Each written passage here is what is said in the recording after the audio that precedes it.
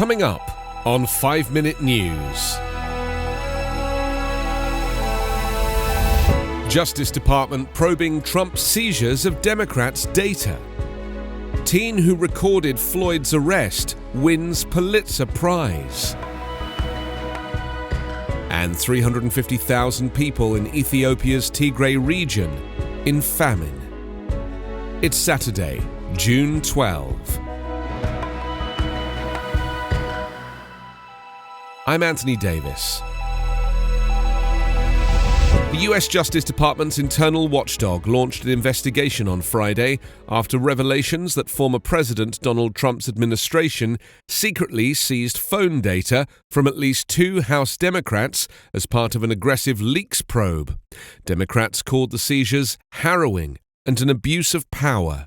The announcement by Inspector General Michael Horowitz came shortly after Deputy Attorney General Lisa Monaco made the request for an internal investigation.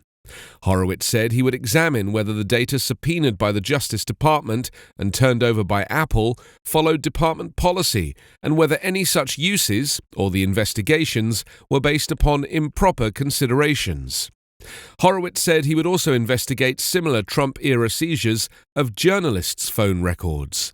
House Intelligence Committee Chairman Adam Schiff and another Democratic member of the panel, Representative Eric Swalwell, said Apple notified them last month that their metadata had been subpoenaed and turned over to the Justice Department in 2018, as their committee was investigating the former president's ties to Russia. While the Justice Department routinely investigates leaked information, including classified intelligence, subpoenaing the private information of members of Congress is extraordinarily rare. The disclosures, first reported by the New York Times, raise questions about what the Justice Department's justification was for spying on another branch of government and whether it was done for political reasons. In a statement, White House Deputy Press Secretary Andrew Bates said the Trump administration's conduct is shocking and clearly fits within an appalling trend that represents the opposite of how authority should be used. The teenager who pulled out her cell phone and began recording when she saw George Floyd being pinned to the ground by a Minneapolis police officer was given a special citation by the Pulitzer Prizes on Friday for her video that helped to launch a global movement to protest racial injustice. Frazier was 17 when she recorded the arrest and death of Floyd, a 46-year-old black man, on May 25, 2020.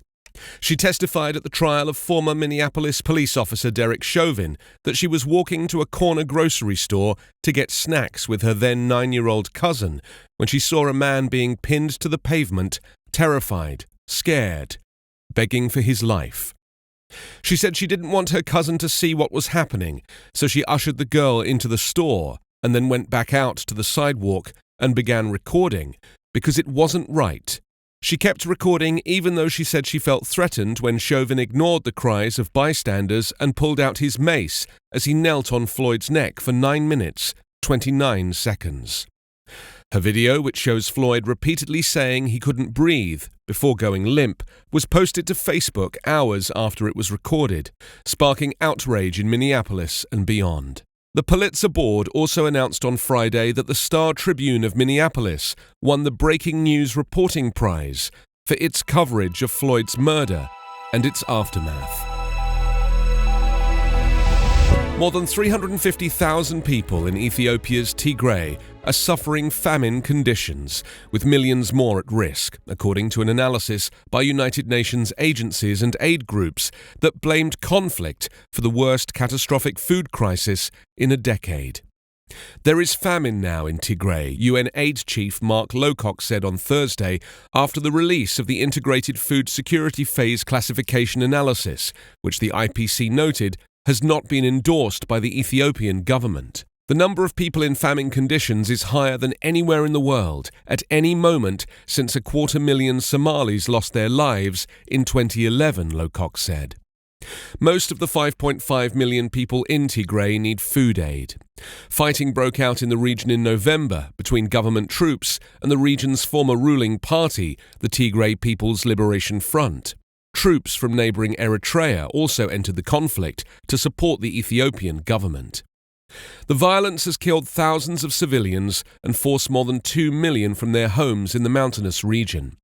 The most extreme warning by the IPC, a scale used by UN agencies, regional bodies, and aid groups to determine food insecurity, is Phase 5, which starts with a catastrophic warning and rises to a declaration of famine in a region. The Ethiopian government disputed the IPC analysis, saying food shortages are not severe and aid is being delivered.